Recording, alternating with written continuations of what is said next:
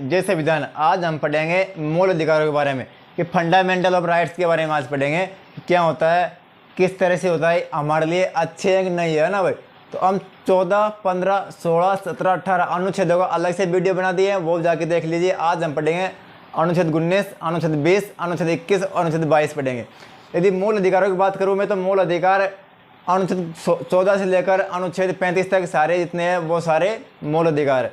इसमें से कुछ इनको प्रकारों में मतलब कुछ भागों में बांटे हुए हैं, जिसमें से पहला हो गया समानता का अधिकार, सेकंड हो गया स्वतंत्रता का अधिकार, ऐसे कुछ शोषण के विरुद्ध अधिकार है ना। वो ऐसे कुछ अधिकार है जो 6 भागों में बांटे गए, जिसमें से पहला समानता का अधिकार। मैंने इसका अलग से वीडियो बना दिया है, आप पढ़ेंगे। इस वीडियो में हम पढ़ेंगे स्वतंत्रता का अधिकार के बारे में ना, कि स्वतंत्रता का अधिकार हम पर कैसे लागू होता है, कैसे हम उसका पालन करें, क्या हमको पालन करना चाहिए कि नहीं करना चाहिए, है ना भाई। तो वो देखते हैं भाई। सबसे पहले बात करें कि संविधान की रीढ़ अनुच्छेद 19 को कहते हैं। संविधान की रीढ़ अनुच्छेद 19 को कहते हैं। जैसे आप सामने देख सकते हैं, अनुच्छेद 19 को बैकबोन ऑफ कॉन्स्टिट्यूशन बोलते हैं। बैकबोन ऑफ कॉन्स्टिट्यूशन कौन है? अनुच्छेद 19। संविधान की यदि आत्मा की बात करूँ मैं, संविधान की आत्मा की बात करूँ तो वह अनुच्छेद 32 को बोलते हैं। यदि भाग की बात करूँ, भाग की, तो वो बोलते हैं प्रस्तावना को। क्या? संविधान की आत्मा, है ना भाई। उसके साथ आगे देखते हैं अभिव्यक्ति। पहला पढ़ते हैं अभिव्यक्ति। अभिव्यक्ति क्या है कि हमें हमारा अंदर का गुस्सा, हमारे अंदर का गुस्सा दूसरों को दिखाना, वो कैसे दिखाए, तो उसके लिए 4-5 जरिए दिखाने का, वो अभिव्यक्ति के अंदर आता है। कैसा? जैसा कि हम प्रधानमंत्री को सीधा जाके कुछ नहीं बोल सकते, प्रधानमंत्री को जाके सीधा हम कुछ नहीं बोल सकते, तो कम से कम उसका पुतला बनाकर पुतले को जला सकते हैं ना, पुतले को फूंक सकते हैं, इतना हम कर सकते हैं। ऐसा थोड़े जाके सीधा उसके सामने जाके बोलेंगे। अरे बोल सकते हैं, लेकिन आप कहाँ और वो कहाँ, है ना भाई। तो आप फेस टू फेस तो उससे मिल नहीं सकते, उनसे मिल नहीं सकते। इसलिए हम सिर्फ अपना गुस्सा, अपना रोष, अपना मतलब विरोध प्रदर्शित कर सकते हैं दूसरों को, है ना भाई। ऐसे कुछ करके, जैसे मान लो टीम इंडिया जीत गई, तो हम टीम इंडिया जीत गई तो हम भारत तिरंगा झंडा लहराते हैं ना, ऐसे लहरा कर दिखा सकते हैं, ऐसे लहरा सकते हैं। वो हमको अधिकार मिलता है अनुच्छेद 19 से। किससे? अनुच्छेद 19 से। हम हमसे ऊंचे अधिकारियों से बात कर सकते हैं, या नेता लोगों से सवाल जवाब कर सकते हैं, मतलब हम बोल सकते हैं। हमें किसी से कुछ भी बोल सकते हैं, वो हमको अधिकार देता है। कौन? अनुच्छेद 19। आपने अक्सर देखा होगा मीडिया को, मीडिया कुछ भी कैसे भी कुछ भी सवाल जवाब करती रहती है। वो इस तरह से करती है क्योंकि अनुच्छेद 19 के अंदर उनको खुली छूट थी। एक बार आपने सुना होगा, तो एक बार सुप्रीम कोर्ट के कुछ वकील जजों में कुछ ऐसा कुछ हो गया था, बेबाद, है ना भाई। तो वकील ने बोल दिया था लॉकडाउन में कुछ जज के बारे में, तो उसको वकील को कुछ नहीं कर सके, क्योंकि वकील के पास अधिकार था। किसका अधिकार था? बोलने का अधिकार था। वकील को पता था, इसलिए वकील के ऊपर ज़्यादा कुछ नहीं ना कर करके 1 रुपये का जुर्माना लगाया था। उस वक्त की बात है ना भाई। आज हम बात करते हैं किसकी? अनुच्छेद 19 की। अनुच्छेद 19 आपको बोलने का अधिकार देता है। कौन सा अधिकार देता है? बोलने का अधिकार किसके अंदर आता है? अभिव्यक्ति के अंदर आता है ना भाई। आप मौन भी रह सकते हैं। मौन कब रहेंगे अपन? जब मान लो कोई देश का महान पुरुष की देहांत या उसका स्वर्गवास हो जाए, तो हम उसमें 2 मिनट या 5 मिनट तक मौन धारण कर सकते हैं ना भाई। उसके बाद में मीडिया को बोलने का अधिकार है। मीडिया कुछ भी किसी से भी सवाल जवाब पूछ सकती है ना भाई। सबको, मीडिया ने हमको भी है वो छूट। तो स्वतंत्रता का अधिकार के अंदर हमको भी है भाई, हम भी स्वतंत्र, हम भी किसी से कुछ ही बोल सकते हैं। एक हवाई चप्पल पहनने वाला या कुछ 50 रुपये की चप्पल पहनने वाला एक हवाई जहाज में बैठने वाले व्यक्ति से सवाल जवाब कर सकता है। किसके थ्रू कर सकता है? वो कर सकता है अनुच्छेद 19 के थ्रू कर सकता है। यदि अनुच्छेद 19 नहीं होता तो हम किसी से कुछ भी नहीं पूछ सकते थे, याद है ना भाई। यदि मान लो कोई आदमी बोलने में अच्छा है, कोई आदमी बोलने में यदि अच्छा है, तो वो तो फिक्स है, उसको सुनने वाले भी होने चाहिए। वो किसी को सुना भी सकता है भाई। आदमी अभिव्यक्ति अच्छा है, मतलब बोलने में अच्छा है, वो अच्छा बोल रहा है, तो वो सभा बनाकर किसी को सुना सकता है। सभा बनाकर, असेंबली, जिसको असेंबली बोलते हैं, असेंबली में 10, 20, 50 आदमी इकट्ठे होकर उनके बीच में बोलना, है ना भाई, वो हो गया सभा। यदि ये जो सभा है, ये ठीक से काम कर रही है, तो वो संगठन बना सकती है। क्या बना सकती है? संगठन बनाकर काम कर सकती है ना भाई। यदि वो संगठन बना लिया, है ना। संगठन में ऐसा नहीं है कि संगठन बना लिया और तुम देश की अखंडता के और एकता के बारे में उसका विरोध कर रहे हो, उसकी कुछ काट छाट कर रहे हो, ऐसा नहीं होना चाहिए ना भाई। यदि तुम ऐसा करोगे तो आपके ऊपर तुरंत एक्शन हो जाएगा। यदि आप ऐसा कर रहे हो तो आपके ऊपर तुरंत एक्शन हो जाएगा। क्यों हो जाएगा? क्योंकि आपको अधिकार सिर्फ इतना है जितना इसके अंदर है। ऐसा नहीं है कि सर जी ने बोल दिया कि अपन कुछ भी बोल सकते हैं, अधिकार संगठन बनाकर हम कभी भी कुछ भी कर सकते हैं, ऐसा आपको अधिकार नहीं मिलता अनुच्छेद 19 के अंदर। उसके बाद बात आती है संचरण, किसकी? संचरण की, है ना। आप कहीं भी घूम सकते हो, मतलब आप पूरे देश में कहीं भी घूम सकते हो। ये कौन अधिकार देता है? ये देता है अनुच्छेद 19। जैसे मैं राजस्थान का हूँ, मेरे को मुंबई घूमना हुआ तो मैं मुंबई जाऊँगा घूमने के लिए। क्यों? क्योंकि अनुच्छेद 19 में मैं घूम सकता हूँ कहीं भी पूरे देश में ना भाई। यदि वहाँ पर मैं घूमूंगा और मैं जब के मतलब 1-2 महीना यहीं डटूंगा तो भाई रुकने की व्यवस्था, निवास अपन कर सकते हैं वहाँ पर, है ना भाई। यदि निवास करेंगे धीरे धीरे हो सकता है अपन अच्छा कुछ जम जाए वहाँ पर, तो वहाँ पर बसने की सोचेंगे। कहाँ क्या करने की सोचेंगे? बसने की सोचेंगे। यदि वहाँ पर बसेंगे तो किराए मकान में कहाँ तक रहेंगे? अपने पास मान लो पैसे आ गए, 2 पैसे आ गए, 1000 5 लाख रुपए आ गए, तो अपन वहाँ पर जमीन लेने की सोचेंगे कि क्यों ना अपन संपत्ति खरीद ले। वहाँ पर खरीद सकते हैं, संपत्ति खरीद ली तो वहाँ पर अपन व्यापार भी कर सकते हैं, दुकान डाल ली या माल खरीद लिया, बेच लिया, कुछ भी कर सकते हैं। वो किसके थ्रू कर सकते हैं? वो कर सकते हैं अनुच्छेद 19 के थ्रू। अब सुनो, इसके अंदर एक खास बात क्या है, देखो भाई, इधर समझो। आप कहीं घूम रहे हो, आप कहीं गए, कहीं घूमने गए, ऐसा थोड़ी है भाई आपको चारों तरफ घूमने का अधिकार, ऐसा नहीं है। आप सिर्फ वो काम कर सकते हो कि दूसरे को मान सम्मान को ठेस ना पहुँचे, किसी को परेशान किए बिना। जैसे आप घूमने बॉर्डर पे जाओगे और सैनिकों को बोलोगे, कर्नल साहब को बोलोगे कि देखा पाकिस्तान की सेना कहाँ पर है, ऐसा आप नहीं कर सकते। आप उनसे बोलोगे मेरे को मिसाइल दिखाना, कैसे काम करते, चला के दिखा। आप ऐसा अनर्गल क्वेश्चन करोगे तो आपके ऊपर तुरंत एक्शन हो सकता है ना भाई। दूसरी बात पब्लिक की, यदि आप पब्लिक में निकलो, अपनी बात बोलो तो अपने मान मर्यादा में होकर बोलो, ताकि आप इतना बोल सकते हो ताकि दूसरे को आत्मसम्मान को ठेस ना पहुँचे ना भाई। वो हो गया मॉरल। तो कोर्ट की बात करें, क्या कोर्ट है ना भाई, कोर्ट का आदेश आपको मानना पड़ेगा, कोर्ट की अनुपालना आपको करनी पड़ेगी। ये फिक्स है तो आपको मानना ही पड़ेगा ना भाई। ये नहीं है कि सर जी ने बोल दिया अपन कुछ भी बोल सकते हैं।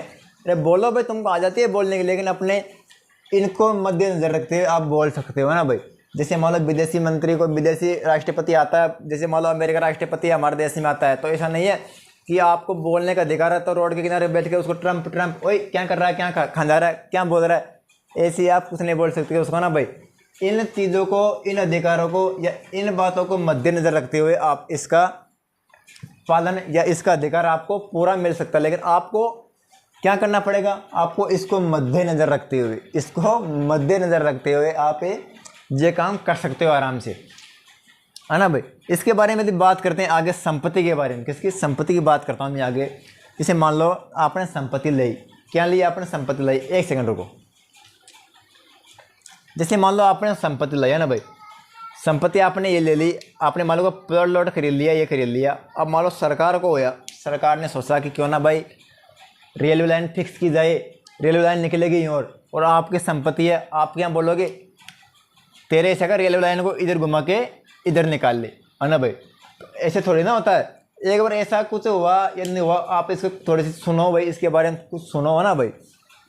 मान लो ऐसे कुछ हो गया, आपका यहाँ पर मकान है, आप अपना मकान नहीं तुड़वा देना नहीं चाहते, किसको? सरकार को नहीं देना चाहते, रेलवे विभाग को नहीं देना चाहते आप आपका मकान, तो आप सीधा कोर्ट में जाओगे। कहाँ जाओगे आप जाओगे यहाँ पर कोर्ट में जाओगे। आप कोर्ट की तरफ से फैसला आएगा, क्या फैसला आएगा कि भाई ये मकान तो किसका? जिसकी संपत्ति है उसका, जिसकी संपत्ति है उस मालिक का है।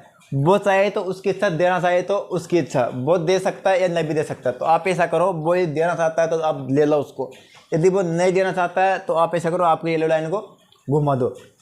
ऐसा ही होता था पहले, है ना भाई। लेकिन बाद में क्या हुआ, जैसे संविधान के अंदर 44वां संशोधन हुआ। कौन सा संशोधन हुआ?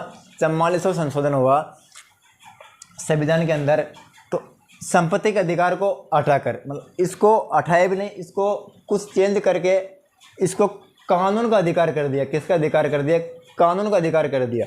यदि सरकार, यदि आपकी संपत्ति बीच में आ रही है, आपकी संपत्ति किसी कारण बस रुकावट बन रही है सरकार के कामों की, तो सरकार आपको उचित मुआवजा देकर आपकी संपत्ति सरकार ले सकती है ना भाई। आपकी संपत्ति सरकार ले सकती है। ये आता है 44वां सरकार ने किया था संशोधन, है ना भाई। इसके अंदर आप ले सकते हो। मुआवजा, उचित मुआवजा आप ले सकते हो सरकार से, लेकिन आपको देना पड़ेगा। ये अनुच्छेद 19 में आता है भाई। तो मेरे हिसाब से मैंने जितना हुआ आपको सरल भाषा में, सरल शब्दों में समझाने का पूरा प्रयास किया। तो आप इसका एक स्क्रीनशॉट ले लो।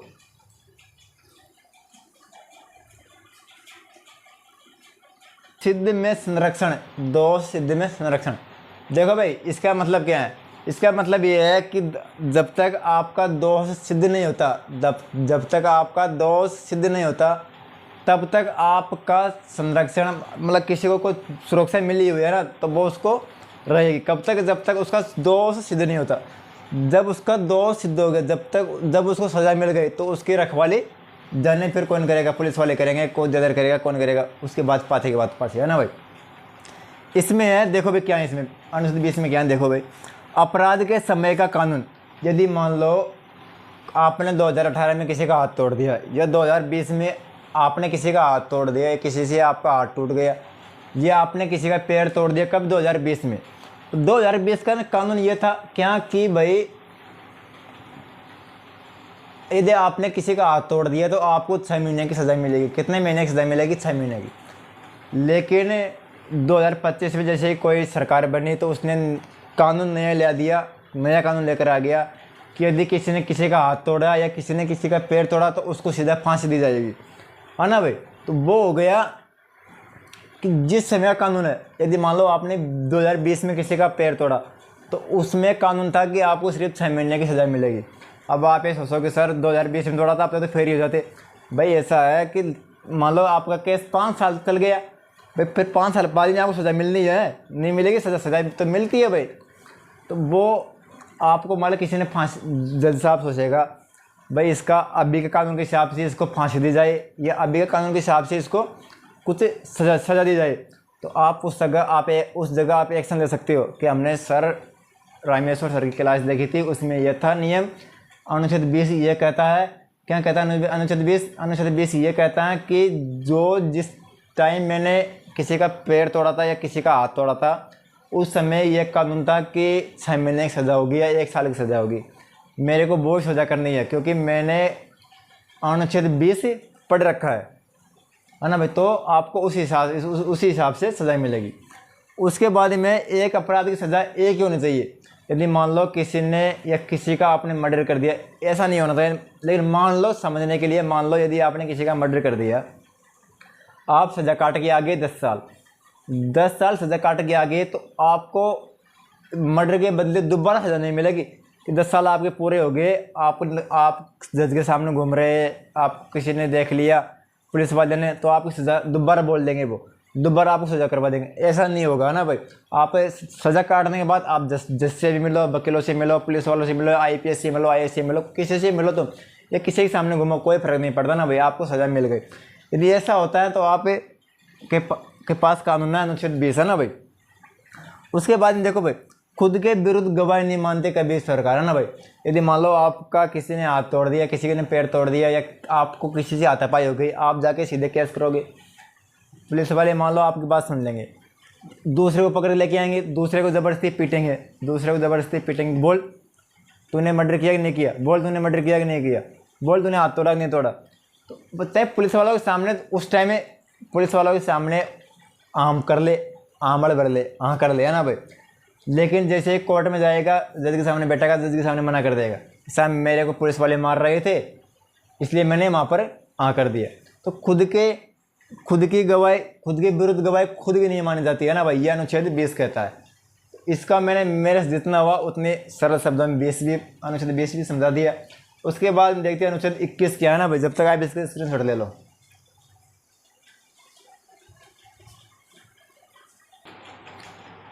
उसके बाद में देखते हैं अनुच्छेद 21 के बारे में। अनुच्छेद 21 में क्या है, देखो भाई, आपको अनुच्छेद 21 में क्या है, प्राण एवं दैहिक स्वतंत्रता मिली हुई है। कौन? प्राण एवं दैहिक स्वतंत्रता।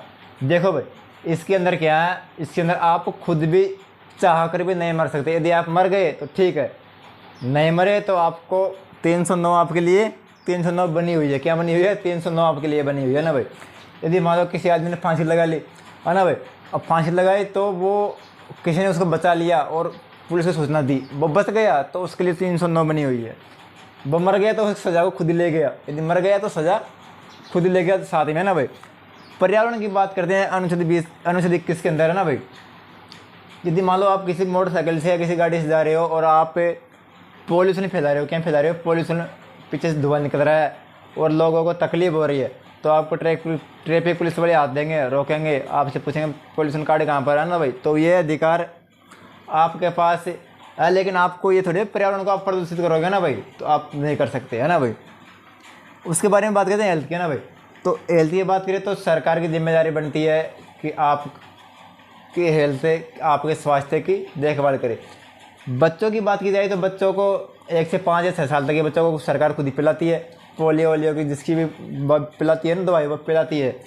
इसके साथ साथ एक और है अनुच्छेद 21 में, उसको अनुच्छेद 21 के क में उसको रखा गया है 86वां संविधान संशोधन के तहत है ना भाई, 2002 में किया था ना भाई। 2002 में एक और जोड़ा था कि 6 से 14 वर्ष तक के बच्चों को पढ़ने का अधिकार है, गार्जियन उनको पढ़ाएंगे और उनसे सरकार कोई फीस नहीं लेगी।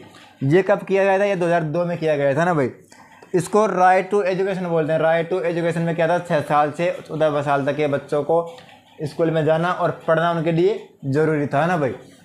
बात करते हैं हमें अनुच्छेद 22, किसके अनुच्छेद 22 की। तो अनुच्छेद 22 में क्या क्या, देखो भाई, आपको पनिशमेंट से लेकर, रिमांड से लेकर, अरेस्ट से लेकर, कस्टडी से लेकर है ना भाई, जितने भी कुछ है ना वो आपको सारे बताएंगे ना भाई। लेकिन इस वीडियो थोड़ा लंबी हो जाएगी, इसलिए आपको नेक्स्ट वीडियो में, अगले वीडियो में आपको अनुच्छेद 22 थोड़ा बड़ी है, इसलिए आपको अनुच्छेद 22 के बारे में अलग से बताएंगे। जब तक आप इसका स्क्रीनशॉट ले लो।